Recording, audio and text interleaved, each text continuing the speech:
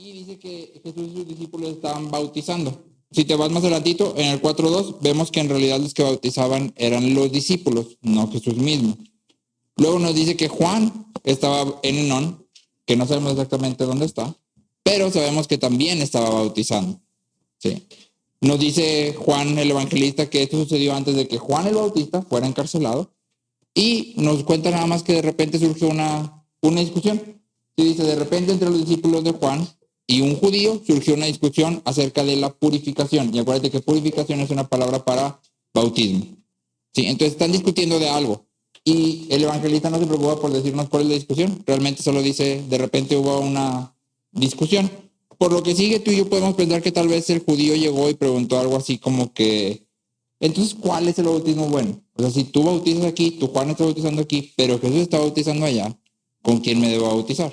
¿Sí? Y si me bautizo contigo, ¿ya no me bautizo con Jesús? ¿O me bautizo con Jesús y luego contigo? ¿O el tuyo ya no vale? O podemos pensar que tal vez algo así fue lo que preguntó. Pero al evangelista lo que le interesa en realidad no es la pregunta, sino la respuesta de Juan el Bautista. ¿Sí? Y entonces, para entender este pasaje, debemos hacernos una pregunta muy importante. ¿Por qué de repente aparece otra vez Juan el Bautista? ¿Te acuerdas que en el prólogo, estábamos leyendo el prólogo y luego empezaba Juan con unas cosas bien complicadas? En el principio era el verbo, y el verbo era con Dios, y el verbo era Dios. Y luego de repente, y había un hombre enviado de Dios que fue enviado como testigo. Y como que Juan el Bautista siempre aparece en momentos como que nada que ver. Si te diste cuenta, el versículo 21 dice, pero el que practica la verdad viene a la luz para que sus acciones sean manifestadas que han sido hechas en Dios. Después de esto, Jesús así como que termina de repente, ¡pum! Sí, y luego ahí viene Juan otra vez, ¿sí? Juan el interruptor en el evangelio de Juan. Entonces, ¿por qué aparece justo aquí? Si te acuerdas al final del evangelio, el evangelista dice, si todas las cosas que Jesús hizo se pusieran por escrito, ¿te acuerdas qué dice? No alcanzarían los libros. Entonces, el evangelista está seleccionando lo que está escribiendo. Está diciendo esto sí, esto no, esto lo voy a poner aquí, esto lo voy a poner. Entonces, ¿por qué pone a Juan aquí? Porque justo después de la conversación con Nicodemo, aparece Juan el Bautista en algo que parece como que no tiene nada que ver. Nicodemo, ¿de qué estaba hablando con Jesús? De nacer de nuevo. Y Juan aquí está hablando o la discusión aparentemente es acerca del bautismo. Como que nada que ver, ¿no? Pero si tú y yo prestamos atención, nos vamos a dar cuenta que en realidad el evangelista está colocando a Juan y a Nicodemo para mostrar un contraste. Está enfrentando a Juan y a Nicodemo, ¿sí? Y el contraste es en la respuesta que cada uno tiene hacia Jesús. Nicodemo, si te fijaste, es introducido como maestro de Israel, ¿sí? Pero es un maestro de Israel, es decir, alguien reconocido, alguien prominente, que no entiende ni acepta el testimonio de Jesús. 3 veces Nicodemo hace preguntas a Jesús, y las 3 veces su pregunta empieza con ¿cómo puede? ¿Cómo puede ser? ¿Cómo puede el hombre? ¿Cómo puede? Entonces Nicodemo está enfocado en lo que él como hombre puede hacer. ¿Cómo puede un hombre nacer de nuevo? ¿Cómo puede? ¿Sí? Y entonces lo que hace el evangelista aquí es decir, esta es la respuesta de Nicodemo. Nicodemo no acepta lo que Jesús está diciendo. Sin embargo, Juan responde de una manera totalmente distinta. Y en la respuesta de Juan, que es opuesta directamente a la de Nicodemo, hay 3 declaraciones que me gustaría que notáramos. Sí, lo primero que Juan responde es, ningún hombre puede recibir nada si no le es dado del cielo. Que esto reafirma lo que Jesús dijo, ¿no? Nicodemo pregunta, ¿cómo puedo nacer de nuevo? Y Jesús dice, oyes el viento, no sabes de dónde viene ni a dónde va. Es decir, no depende de ti. Y es lo mismo que Juan está diciendo, solo cuando es dado de Dios, ¿sí? Y entonces Juan, hablando de la situación, dice, Juan reconoce que tiene exactamente lo que Dios le ha dado, ¿sí? La situación de Juan en este punto es exactamente la que Dios ha asignado para él. Juan ve que la mano de Dios está sobre todo lo que está ocurriendo. Y entonces si la gente se amontona alrededor de Jesús, ahora están corriendo hacia Jesús para ser bautizados, ¿sí? Es porque el Padre así lo quiere. Juan reconoce que su situación, así como la de Jesús, han sido asignadas por Dios para ellos. Nada se está saliendo del control de Dios. Y esto es algo que los puritanos y los reformadores llamaban vocación. ¿Sí? Ya hemos platicado un poco acerca de la vocación en Génesis. William Perkins dice, la vocación es cierto tipo de vida asignada e impuesta en el hombre por Dios para el bien común. Entonces, básicamente, vocación es toda tu situación de vida. Si eres hijo, si eres hermano, si eres papá, tu estatus económico, tu salud, tu situación social, todo. Si eres grande, chico, delgado, gordo, todo eso que no está en tus manos controlar hasta cierto punto ha sido asignado y se llama vocación. Sí, y justo esto es lo mismo que Pablo dice en 1 Corintios 7:17. Pablo dice, según el Señor ha asignado a cada uno, según Dios llamó a cada cual, así ande. Según Dios ha asignado a cada uno. ¿Sí? Entonces, un pastor decía, si ni siquiera un pajarillo está olvidado delante de Dios y todos los cabellos en tu cabeza están contados, ¿qué tan probable es que los roles en tu vida estén fuera del cuidado soberano de Dios? ¿Qué tan probable es? Cero probable, sí. Nuestra familia, nuestro trabajo, nuestro estatus social, económico, todo ha sido asignado por Dios para nosotros. Nada se escapa de sus manos. Sí. Lutero decía, parece poca cosa cuando una doncella cocina o limpia o hace otras tareas del hogar, pero ya que el gobierno de Dios está presente ahí, aún este pequeño trabajo debe ser alabado como un servicio a Dios. De hecho, Lutero hablaba de cambiar pañales, de cuando un hombre cambia pañales como un trabajo de más santidad que el que realizaban los monjes o las monjas en la iglesia, porque estaba cumpliendo con el rol que Dios le había asignado. En este momento él era papá, ¿sí? Y la forma correcta de servir, glorificar y adorar a Dios era llevar a cabo su rol como papá de manera diligente, ¿sí? Entonces, sin importar cuál sea nuestro rol en nuestra vida, ¿sí? Sin importar qué es lo que estamos viviendo hoy, sin importar qué tan diferente se vea de nuestros planes. No sé si ustedes pusieron en la escuela alguna vez hacer un proyecto de vida. ¿Sí? ¿Cómo te ves en 10 años? ¿Y cómo te ves en 20? Y te imaginas tu vida, no sé qué te imaginaste tú. Si estabas en la carrera, seguramente te imaginaste así como que no, estoy trabajando en tal empresa y voy a ser bien pro, me voy a vestir así, voy a viajar ajá, y ves la serie, ¿no? Yo estoy estudiando Derecho, no, me voy a ver como el de la serie, ese de, ¿cómo se llama? De Suits, ajá, pero el personaje, ¿cómo se llama? No lo recuerdo. No, como Michael Carby, así voy a entrar y voy a traer un traje bien caro y te ves, no, es así, no. O si estabas, por ejemplo, en el caso de, no comparto un caso personal porque la verdad es que yo no soñaba con ser ingeniero, aunque estudié ingeniería. Entonces, mi proyecto personal era, no quiero estar en una oficina. Ese era mi proyecto personal, ¿sí? Yo no dije, no, voy a estar con un casco ahí en mi oficina, con mis botas. No, yo no pensaba en eso, ¿sí? Pero sí, por ejemplo, cuando conocí a Francis, su proyecto personal de vida era, dar clases en universidades, 3, 4 universidades, trabajar en el seguro, hacer una maestría, un doctorado y trabajar en la privada.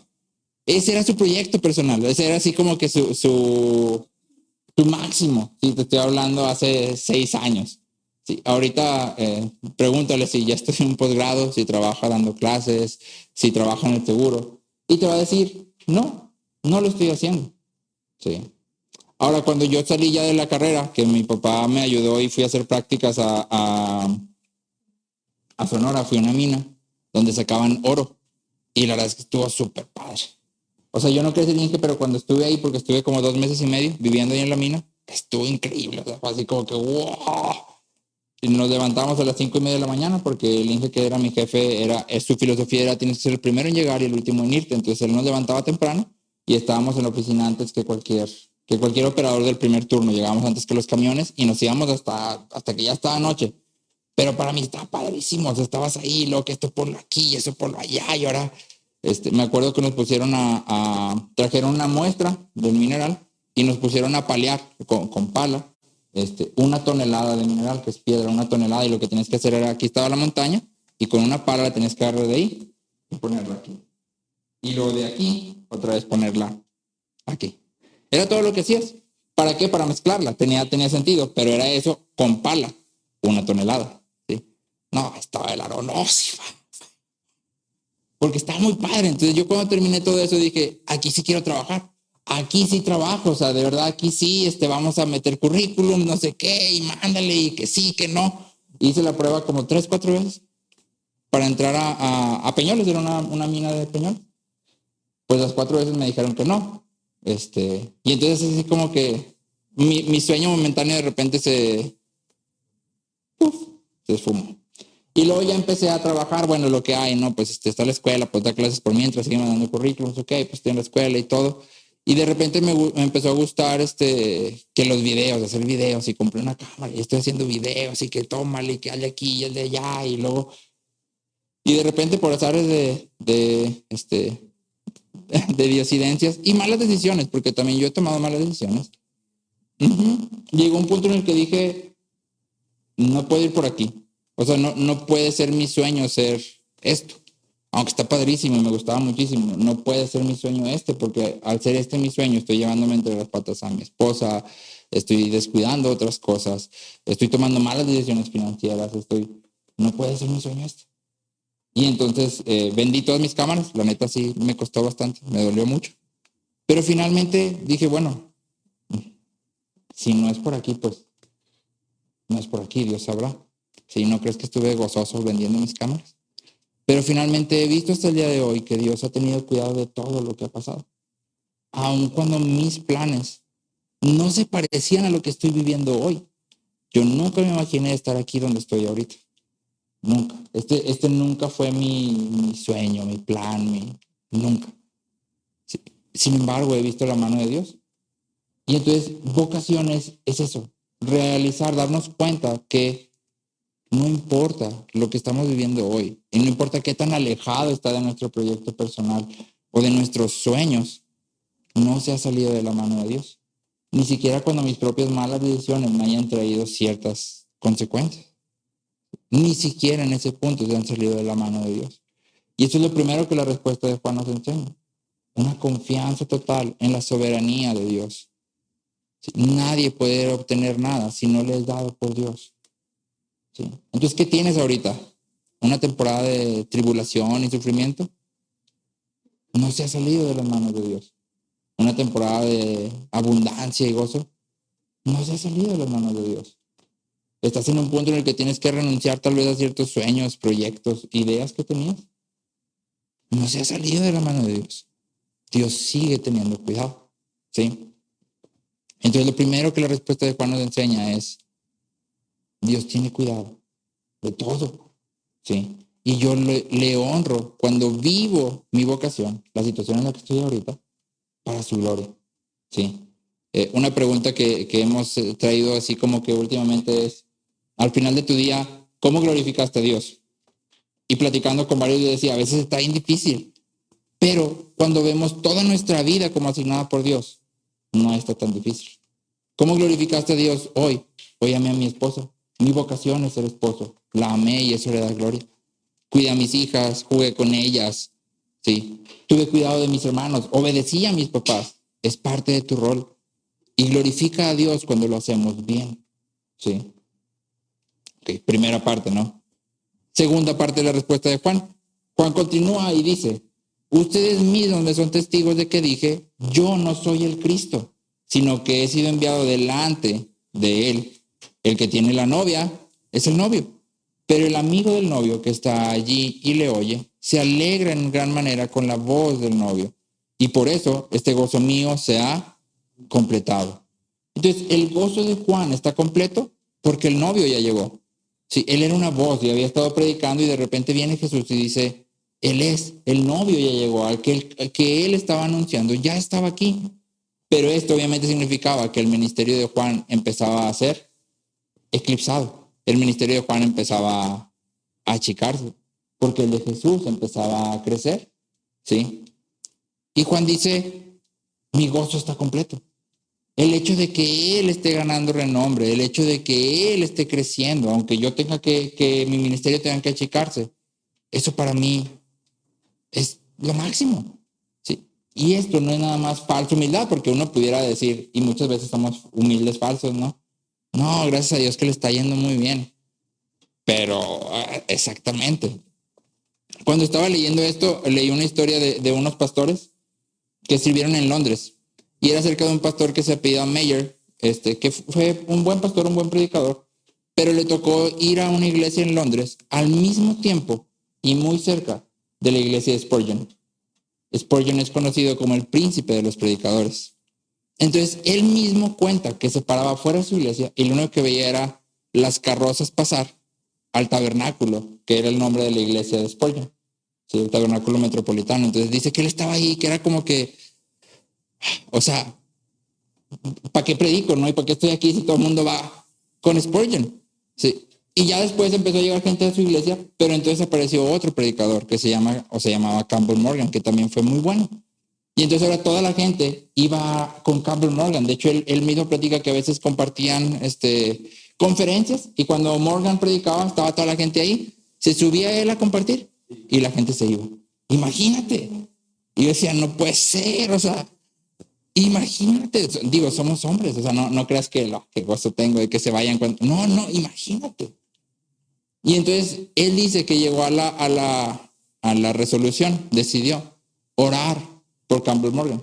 Todos los días orar por él y porque Dios lo dirigiera y lo bendijera y lo prosperara conforme a su voluntad. Y su razonamiento fue, el Espíritu Santo no me va a dejar envidiar a alguien por quien estoy orando todo el tiempo. Y dio resultado. Sí, y lo que sucedió fue que la iglesia de Morgan creció tanto que la gente empezó a venir a la de Mayer. Ya no cabían allá y se vinieron a la de Mayer. Pero empezó a él a hablar bien de Morgan. Ya escuchaste a Campbell Morgan, estudiaste, fuiste con él, lo viste, o sea, sí. Entonces, muchas veces tú y yo somos humildes falsos. No, gracias a Dios que lo está allá, pero por dentro. ¿Por qué? Porque esa es nuestra naturaleza, es parte de lo que el pecado ha hecho en nosotros. Y Juan aquí nos modela una vida que de verdad ha sido vivida y que de hecho va a terminar siendo vivida para cumplir con su misión. ¿Cuál era la misión de Juan? Exactamente. Sí, en el Evangelio de Juan lo leemos en el capítulo 1. Su misión era ser un testigo de la luz a fin de que otros crean. Esa era su misión. Eso fue lo que él hizo. Y entonces la pregunta para ti, para mí es, ¿cuál es nuestra misión? ¿A qué Dios nos ha llamado? ¿Sí? Y esto muchas veces es como que no sea Dios que me ha llamado. La Biblia es clara a que nos ha llamado. Acompáñame por favor a Mateo 28.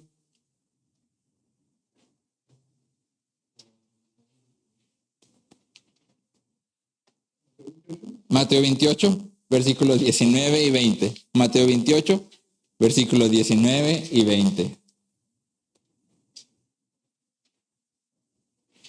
Dice Jesús, vayan pues y hagan discípulos de todas las naciones, bautizándolos en el nombre del Padre y del Hijo y del Espíritu Santo, enseñándoles a guardar todo lo que les he mandado. Entonces nuestra misión es hacer discípulos. A eso hemos sido llamados como iglesia, a hacer discípulos. Obviamente hacer discípulos tiene dos partes. La primera es proclamar el Evangelio, ¿sí? De manera que las personas vengan. Pero una vez que vienen, no es como que ya vino, ya es un discípulo. No, ahora tengo que enseñarles. Tengo que ayudarles a madurar, ¿sí? En la fe, a vivir una vida fiel en todas sus áreas. Cómo la fe toca cada área de tu vida. Y esta es una misión para todos los creyentes. Es decir, no solo los líderes o los pastores de la iglesia hacen discípulos. No solo los líderes o los pastores de la iglesia discipulan. Toda la iglesia está llamada a discipular y ser discipulada.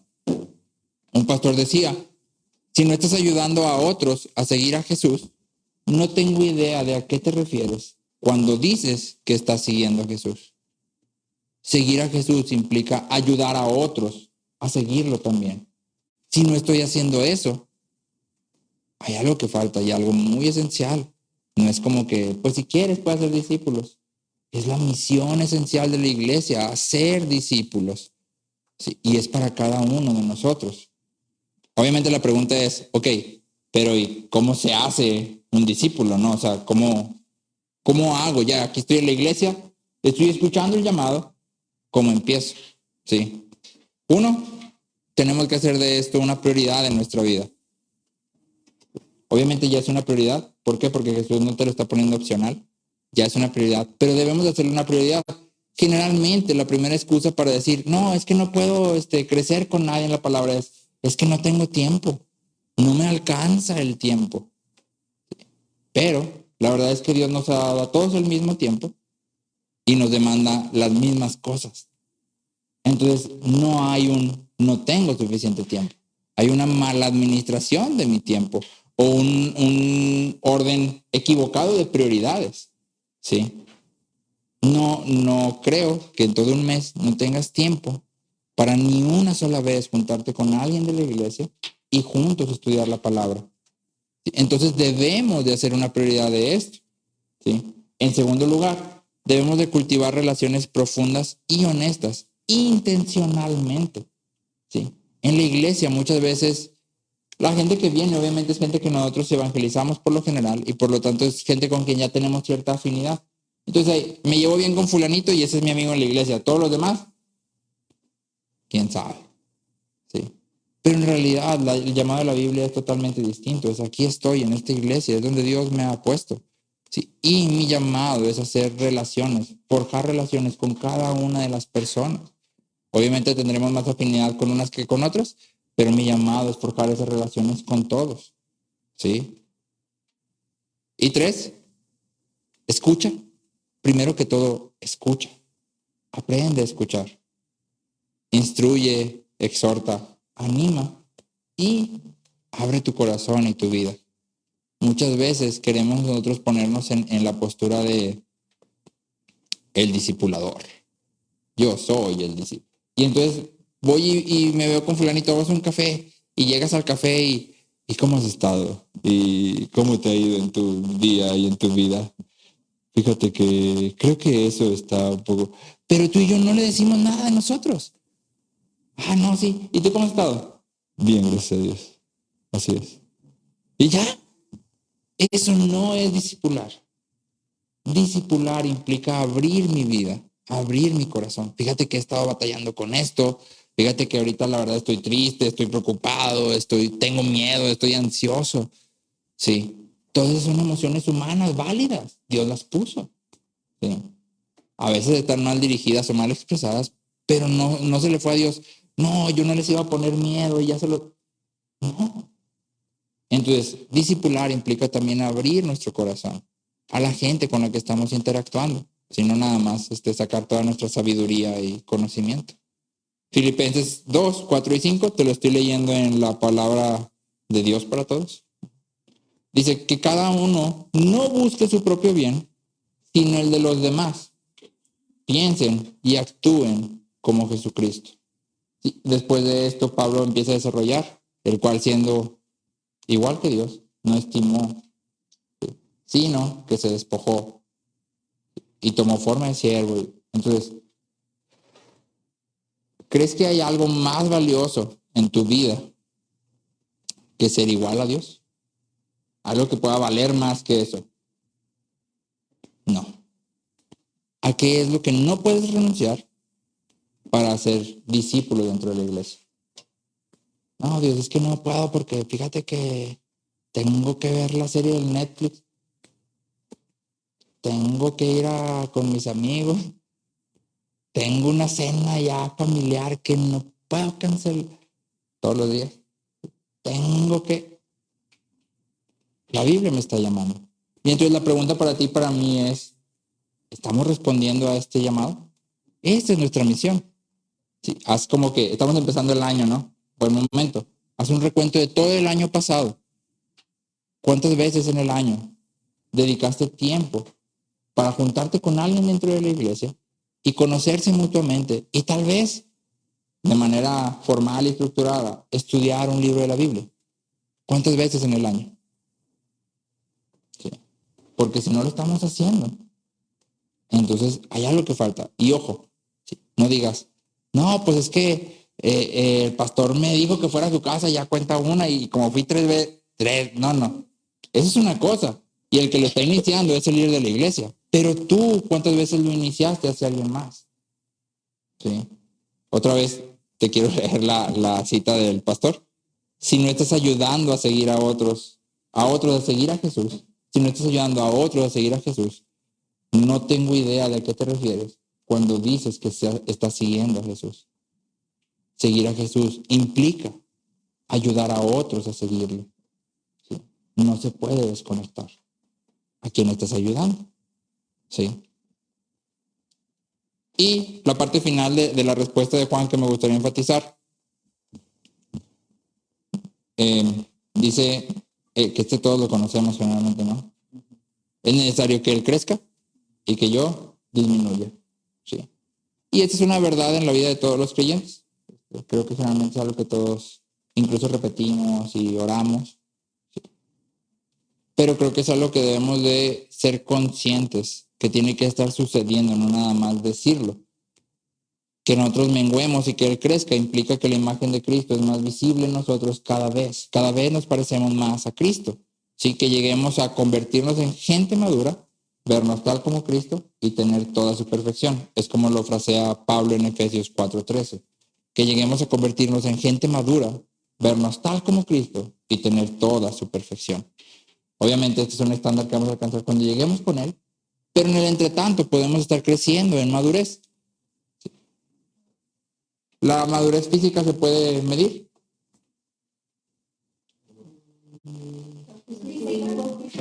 ¿Física se puede medir? ¿Sí? Físico, sí, vas creciendo, ¿no? Hasta que llega, por ejemplo, llega una edad en la que ya puedes tener hijos. Madurez física, ¿sí? ¿Ok? Madurez emocional, ¿se podrá medir? ¿Puedes decir que hay una persona que es emocionalmente inmaduro y luego decir él es emocionalmente maduro? Sí, se puede medir también, ¿verdad? Hay ciertos comportamientos que nos ayudan a medir esto. La madurez espiritual o la madurez de la fe, ¿se podrá medir? Sí.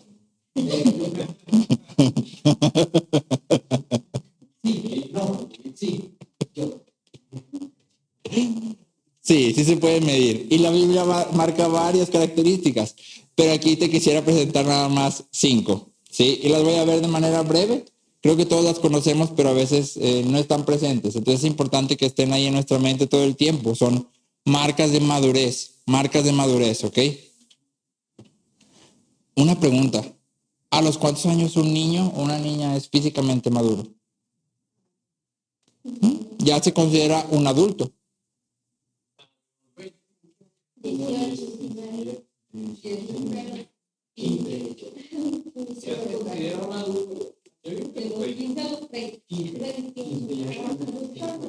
Estamos hablando de un estándar físico, ¿ok? Físico.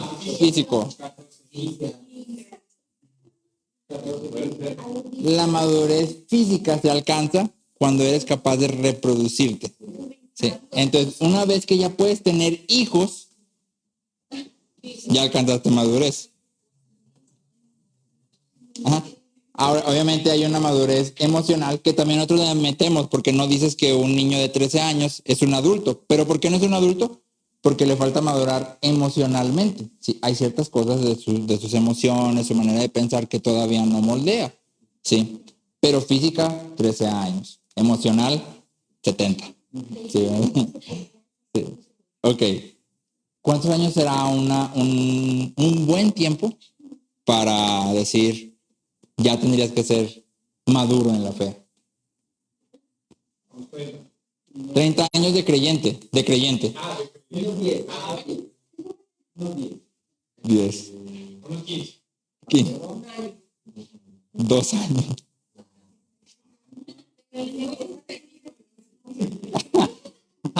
Sin chocolatitos. Sí.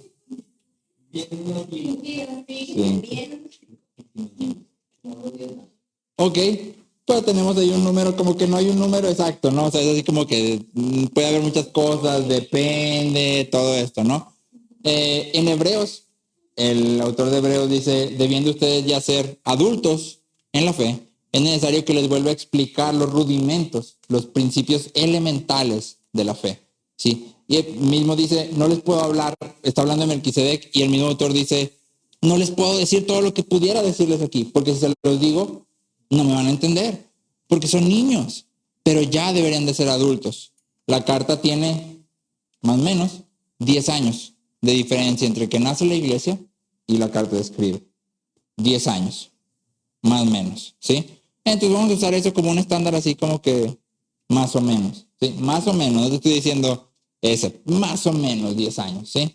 Y piensa, ¿sí? Piensa, ¿cuántos años tengo de convertido? ¿Cuántos años tengo en Cristo? ¿Y qué tan maduro soy?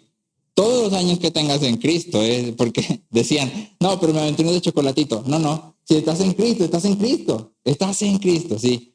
Entonces, vamos a ver estas 5 características y piensa, si soy ya una persona madura o ando todavía en pañales, ¿sí?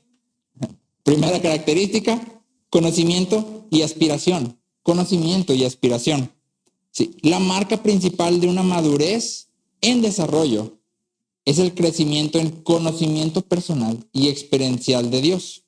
Sí, es decir, no solo tengo un conocimiento teórico, sino también he experimentado lo que sé de Dios.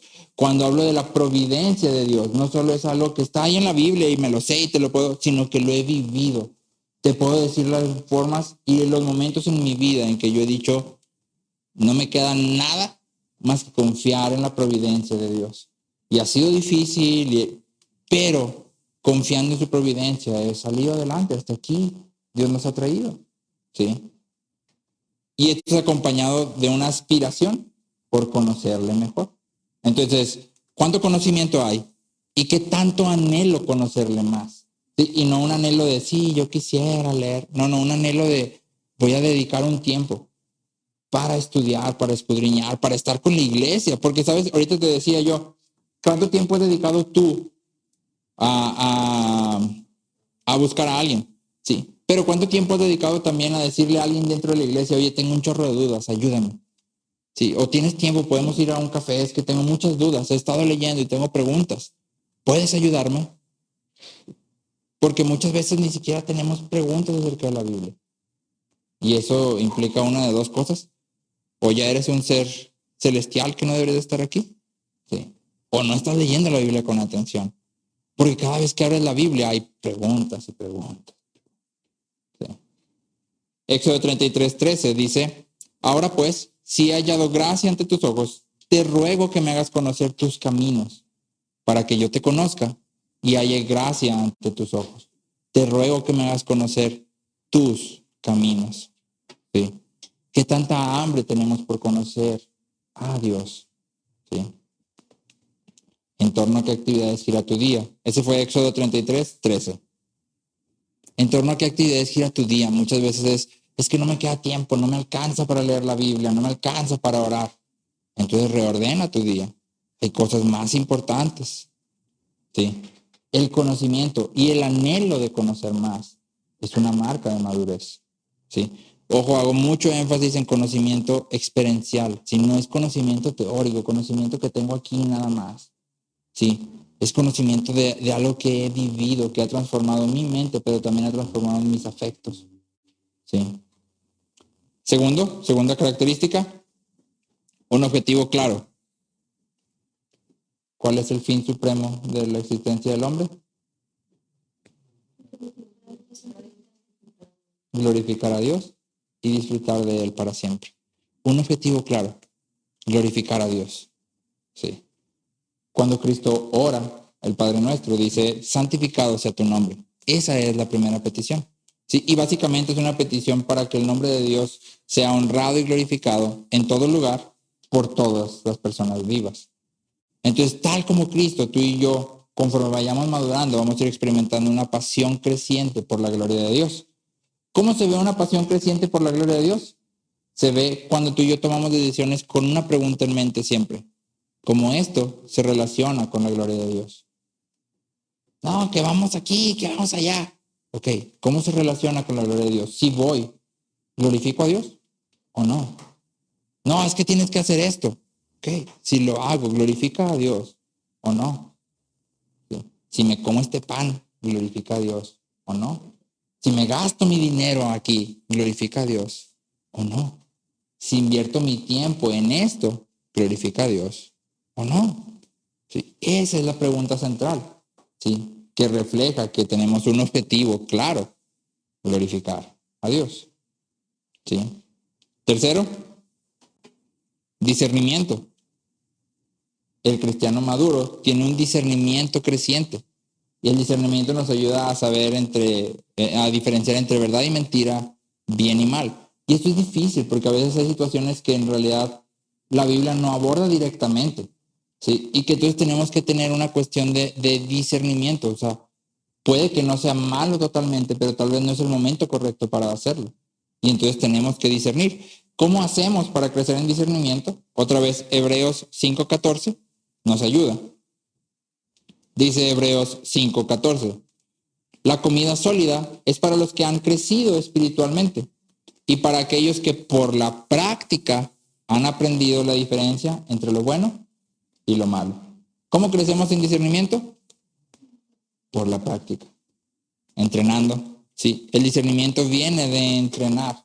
Es decir, leo la Biblia, aprendo sus principios y luego los aplico constantemente a mi vida. Y eso me va a ayudar a cada vez más poder discernir entre bueno y malo, correcto e incorrecto. ¿Sí? 4, fruto, obviamente.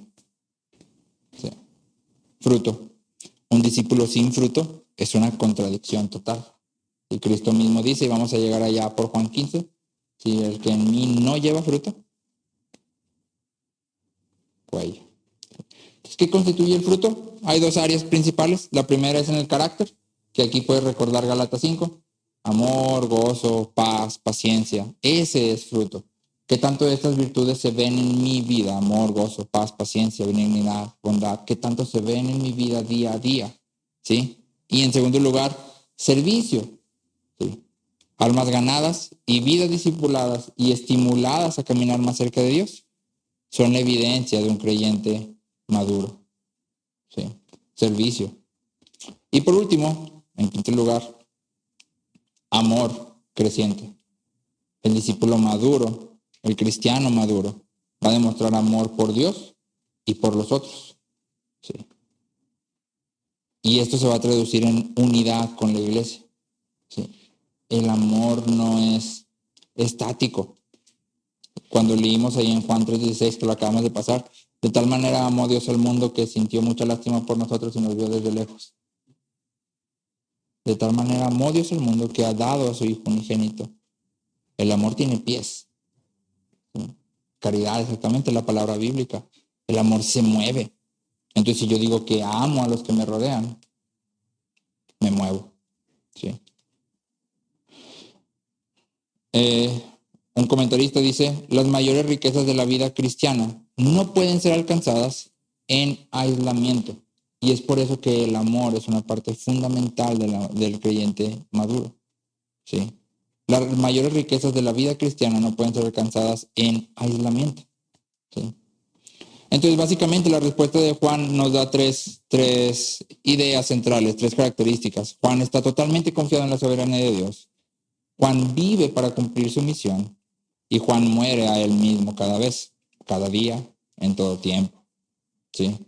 Juan y Nicodemo habían sido testigos del mismo Jesús, pero habían llegado a conclusiones totalmente distintas. Nicodemo tenía toda la teoría. ¿Sí? Si te acuerdas, lo presenta, y las palabras que usa el evangelista son interesantes. Lo presenta como un fariseo prominente entre los judíos. Lo presenta como un maestro de Israel. O sea, era una persona que sabía. ¿Sí? Y Nicodemo reconocía que Jesús era algo más que una persona normal, porque Nicodemo le dice, sabemos que las cosas que tú has hecho nadie las puede hacer si no viene de Dios, si no ha sido enviado por Dios. Entonces Jesús era algo más que una persona normal, ¿sí? Pero Nicodemo todavía permanecía en la oscuridad. No podía reconocer a Jesús como el Cristo, ¿sí? Aún ante las señales que había realizado. En cambio, Juan reconoce a Jesús como el Mesías mismo, y no nada más de palabras, sino con su vida misma. Y Juan confía en la soberanía, Juan se goza en la gloria de Cristo, y Juan hace morir su ego. Entonces la pregunta para ti y para mí que el evangelista nos está presentando en este pasaje es, ¿quién eres tú? ¿Juan o Nicodemo? ¿Sí? No hay un Nico Juan, es o Juan o Nicodemo. Solo hay dos formas de responder ante la persona de Cristo. ¿sí? 2 Corintios 13:5, Pablo dice, examínense para saber si su fe es genuina. Pruébense a sí mismos. Tal vez tú y yo podemos reconocer que Jesús es más que un hombre. Incluso podemos decir que Jesús es Dios, ¿sí? Y podemos ser maestros en la iglesia y podemos ser prominentes en cuanto a la palabra, ¿sí? Pero todo esto solo nos convierte en un Nicodemo. Jesús es algo más que una persona normal. Y me sé toda la teoría, y me sé las doctrinas, y me sé versículos, y me sé... Pero eso no me hace nada distinto de Nicodemo, ¿sí? La respuesta correcta, la creencia genuina, la fe que verdaderamente salva, es aquella que nos lleva a rendir toda nuestra vida ante Jesús. Es aquella que nos lleva a confiar en su soberanía, a vivir para su gloria y a morir a nosotros mismos. Esa es una fe que verdaderamente salva, ¿sí? Cristo debe convertirse en nuestro mayor tesoro, de manera que podamos decir junto con Pablo, mi principal deseo y esperanza es tener el valor necesario para honrar a Cristo a través de mi vida, sin importar si vivo o muero. Mi principal deseo y esperanza es tener el valor necesario para honrar a Cristo. Ese es mi principal deseo y esperanza. Y es interesante que es deseo y esperanza, es lo que anhelo y también es lo que espero haber hecho hasta el final de mi vida, es como que lo que me motiva, es mi esperanza, ¿sí? Entonces todas las mañanas cuando Pablo se levanta y dice, hoy es un buen día para honrar a Cristo. Y cuando se duerme a la noche, Pablo se duerme y dice, hoy honré a Cristo. Hoy fue un buen día en que honré a Cristo. Mi vida sirvió para eso, ¿sí? No sé qué te levantas tú pensando. Muchas veces yo me levanto pensando, la niña está llorando y salgo corriendo, ¿sí? Pero dentro de esa exclamación debería estar la niña está llorando, ¿cómo voy a glorificar a Cristo mientras la niña está llorando? ¿Sí? Si esto no describe nuestro día a día, si la gloria de Dios no dirige todas tus decisiones o las mías, este es un buen momento para volvernos a Cristo. Este es un buen momento para rendir nuestras vidas, porque Dios nos ha amado. Y es el énfasis aquí en este pasaje. En Juan 3, el énfasis está en la persona de Jesús, en lo que Jesús es y lo que hace. Y solo hay dos formas de responder ante Él, ¿sí? Y la forma correcta es aquella que es una vida rendida, no una declaración intelectual, una vida rendida a sus pies.